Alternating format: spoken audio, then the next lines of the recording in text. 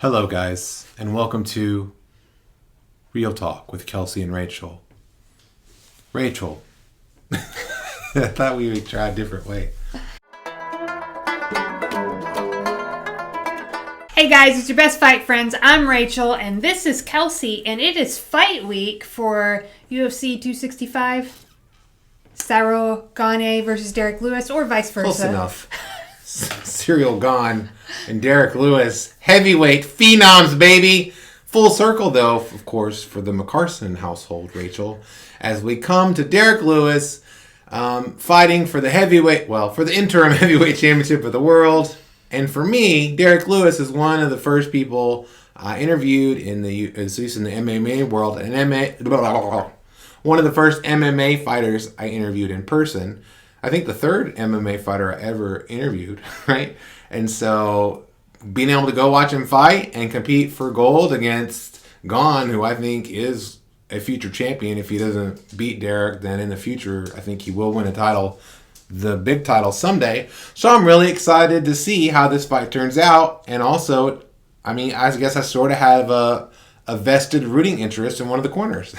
Yeah, it's a fun. I think fight weeks are always fun. I do think that this is a really interesting fight. You wrote a piece earlier where Dana White maybe called it perfect, and you argued maybe it's not like perfection. It's not perfect, but I think it's hard when fights are made because there's always going to be critics, right? And I'm one of those critics.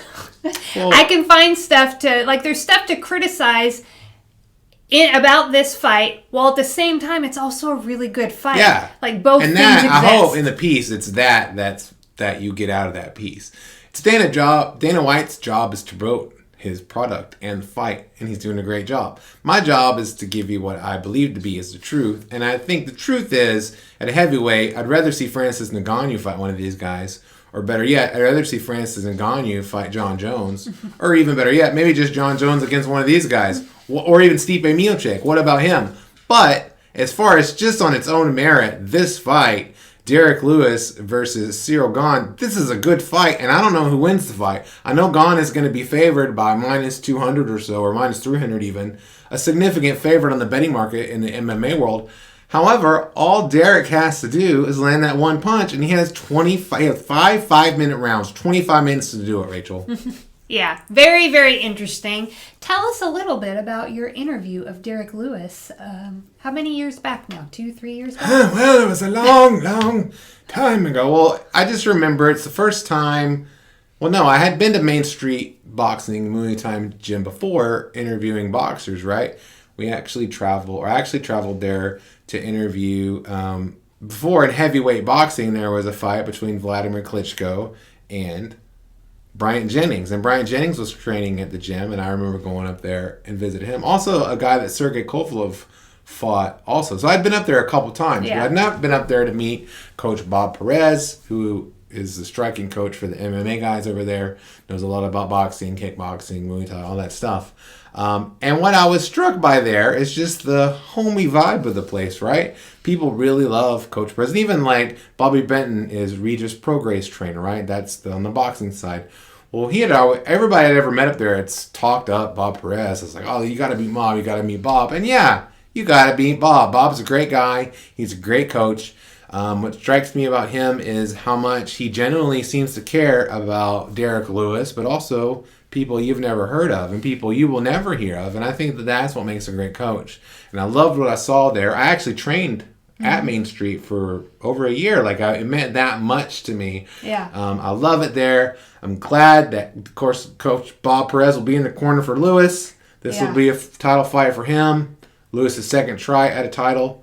Lauren Murphy also is trained by Coach Bob Perez, amongst others, but he's the coach. I think he's the head coach. And she's going to fight Valentina Shevchenko pretty soon for the UFC Women's Flyweight Championship. That's big stuff for Coach Bob Perez and big stuff for Main Street, and I'm happy for it. What I really like about what you said, or something that kind of moves my heart, is you said that Coach Bob Perez, you said he genuinely cares for his fighters, including Derrick Lewis. And what I specifically like, and actually people can read more about that. I will go dig it up for you. It was a piece you wrote for Bleacher Report. Yeah, I have it. I'll send it to you, Rachel. I've recently looked at it. But where you can read more about like just the heart involved in like, yeah, he really does care for his fighters. But when you say that, what it helps me to see is it helps me to see Derrick Lewis, I think, in a fuller light. So here is somebody else's like love and caring for somebody, and it's their love and caring that helps me to see Derrick Lewis in a fuller light of him, the human being that he is. So Derrick Lewis is somebody where I think in regular life, me and him wouldn't have a ton in common. I don't know that we like would maybe have like the same like the same things in life or have the same sense of humor. Like I don't know that me and Derrick Lewis would click. But when I get to see like that he's part of a team that really cares, that to me says like something about Derrick Lewis too. I mean, I disagree with you. I feel like if you met Derrick Lewis in person, okay, so maybe having it's just seen this you idea. interact with other humans for a long time, right? We've been married for 16 years. Yeah. I think that Derrick Lewis is exactly the kind of person your heart would go towards, because Derrick Lewis has come through a lot in his life. He's been through a lot. I mean, you can read about it, all the stuff that he's had to go through in his life. And yet here he is. He's jovial. He's fun-loving. He's got a sense of humor that maybe isn't your favorite thing. But, like, he genuinely likes to, like, entertain people. Okay. And I think that you would like that. I think you would like that. Did he talk about, like, his balls being sweaty? Yeah, his balls being on. Remember he took his whatever pants off, and Joe Rogan. It was the first fight you ever saw him fight, right, against Alexander Volkov. Yeah. On the undercard of McGregor versus Nurmagomedov. And he said, and there was like, well, why are you doing that? And it's because he was hot. He was like, because my balls are hot. And that's just so, like, because that's the kind of stuff he does. Sometimes his jokes, to me, seem too forced. As somebody who tells forced jokes a lot, I get it.